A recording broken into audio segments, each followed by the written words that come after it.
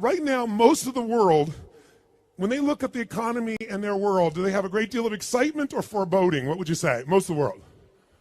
No questions, foreboding. If you had to give this a season we're in right now, an economic season for most of the world, would you say it's spring, where things are just starting to grow? Summer, where you're not quite where you want to be and you're a little annoyed because it's a hot summer, you want more? Fall, where everybody's reaping like crazy? Or winter, where you're working your ass off and it doesn't seem to be paying off fully? Which season would you say the majority of the world thinks they're in? Quick. Which one? Winter. And winter. I love the way you guys say winter. Winter. Winter is the most powerful season you could possibly start a business or make any money in. And I'm not saying that because I'm positive, because if you know anything about me personally, that's not where I come from. I'm not the positive thinker that you may have seen. People say imagery of me in a seminar because I believe in the power of energy. Because without energy, nothing gets done. Lots of people know what to do, but they don't do what they know. Lots of reasons. Fear is one of them. Not know what to do is another one. But the biggest one is energy. So they see people with energy in my rooms because I believe you want to make this thing more like a rock concert, because people get bored when they're just sitting on their tail learning. So what I really believe is we need energy, but I'm here to tell you, I'm not here to come by today and say to you, it's all positive. Let's go to our garden and let's chant, there's no weeds, there's no weeds, there's no weeds. I'm here to say there's lots of weeds. Here's what they are. Let's pull those suckers out so we have the garden we want. Who's with me on this? Say aye. I'm not a believer in positive thinking. I'm a believer in intelligence. And intelligence says that if you and I are going to succeed in this environment, if you've come to a seminar like this, and you're looking for ways to maximize your growth in your business, in your life, in your finances, then you've got to understand what's really going on and not kid yourself.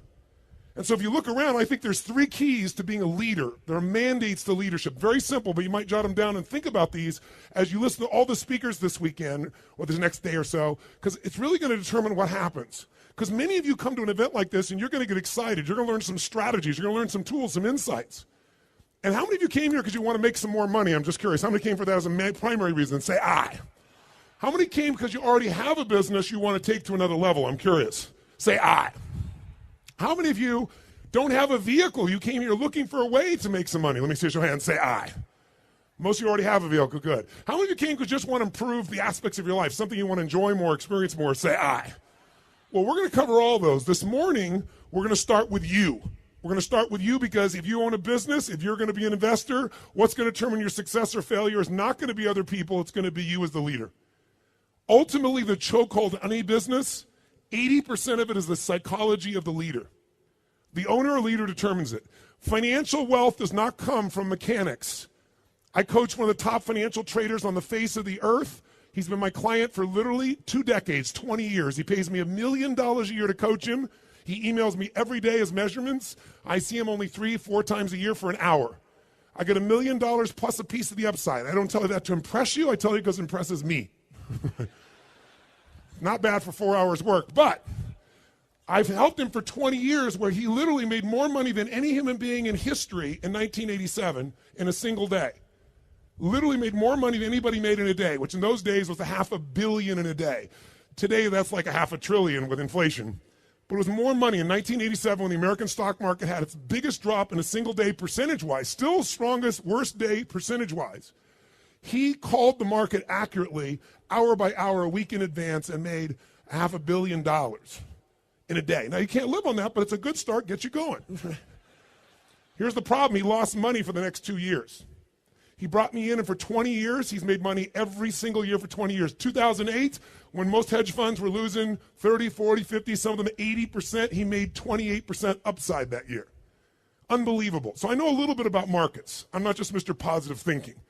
I've been studying everything about him. George Soros, who made $1 billion in a day, who outdid my friend later on in the UK on their Black Day, he turned that around as well. So I'm here to tell you, I know there are elements you can take advantage of. And the people that know winter is the best season are the people that take advantage, not because they're positive, because they're smart. But in order for you to do that, you need 3 things. First, you got to see things as they are, but not worse than it is. Are you with me on this? Because when you talk to the most Aussies today, let me just explain something to you. Most Aussies today have a little bit of nervousness about the economy. Raise your hand if you can relate to that, to your friends, have a little bit of nervousness, not quite thrilled with the economy. Raise your hand if that relates. Let me just get a sense. How many know Aussies think it's the best economy it could ever be? Okay, 3 people on drugs. Good, very good. Here's the truth. There's a little nervousness because of Europe, obviously. Nervousness because China's still growing, but maybe not as fast. Big piece here. Nervousness because, oh my God, we got some few little taxes coming in here now, right? Carbon tax. But interest rates are down 2% in just, the last 6, 8, 10, 12 months. Pretty nice. But there's this nervousness. Here's what you got to know. If you're freaking nervous here, you better not leave Australia. Because there are 7 billion people on the planet, and they all freaking wish they lived in Australia. You're in the best position of any country in the world. That's not to say there aren't challenges. Your real estate market here is definitely inflated to a mass level, and you haven't had a big correction. There are things that are going to occur here. But you got to see it as it is, but not worse than it is, or you're not going to act out of fear. How many follow what I'm talking about here? Say I. And why do most people make it worse than it is? You tell me. Why do most people make it worse than it? Say, oh, you can't even believe. Why even try? The whole economy is just going to tank anyway. Why do people come up with this stuff? Because they're so afraid to what? What's the word no one likes to say? Let's hear it.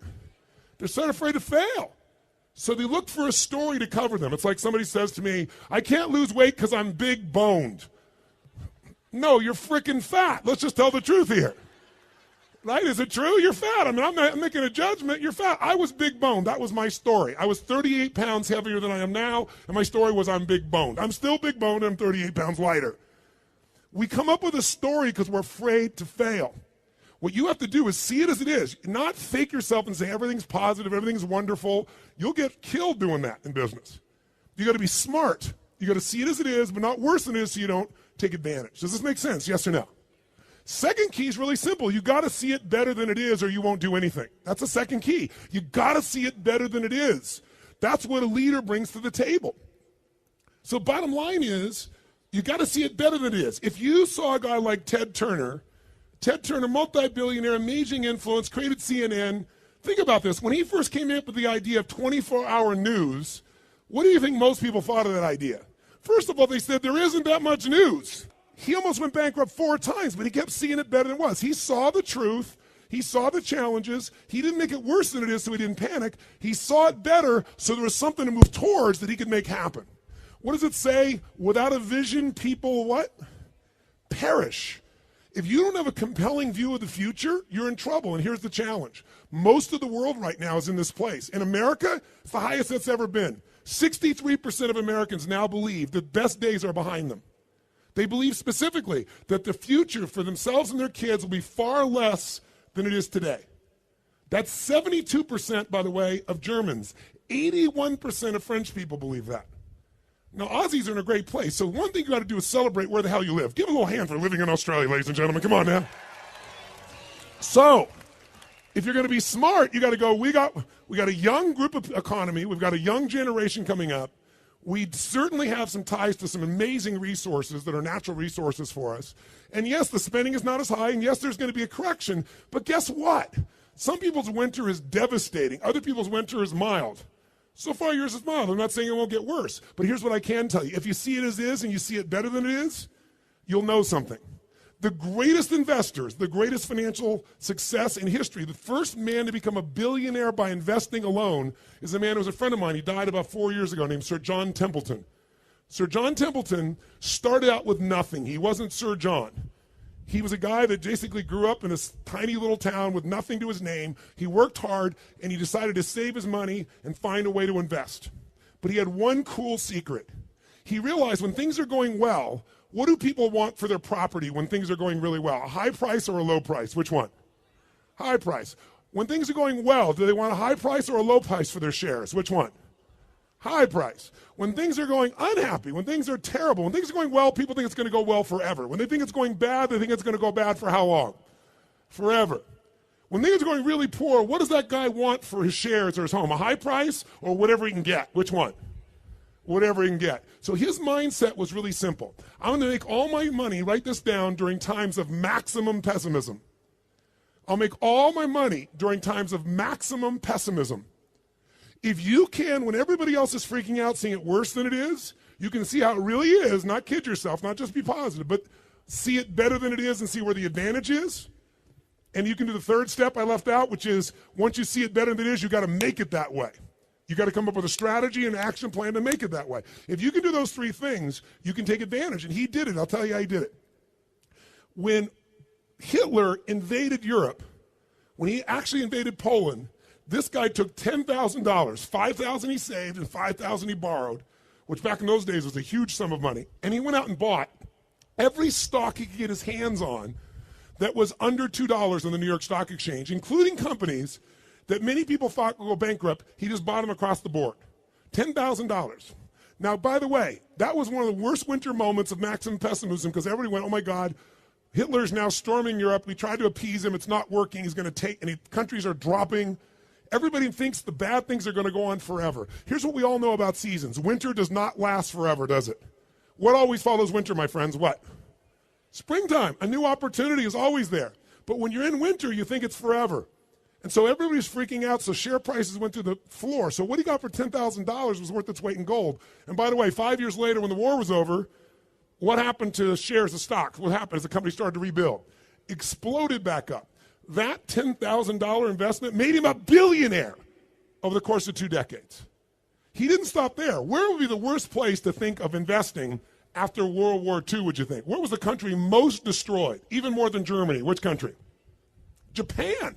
It had radioactive places. Guess how much they want for land that's radioactive? Literally, he bought things for pennies on the dollar. And if you remember, in the early, late 80s, who was the country that was dominating the economies around the world? It was Japan. And guess what he did? Sold it all right there at the peak when everybody there thought it was going so great.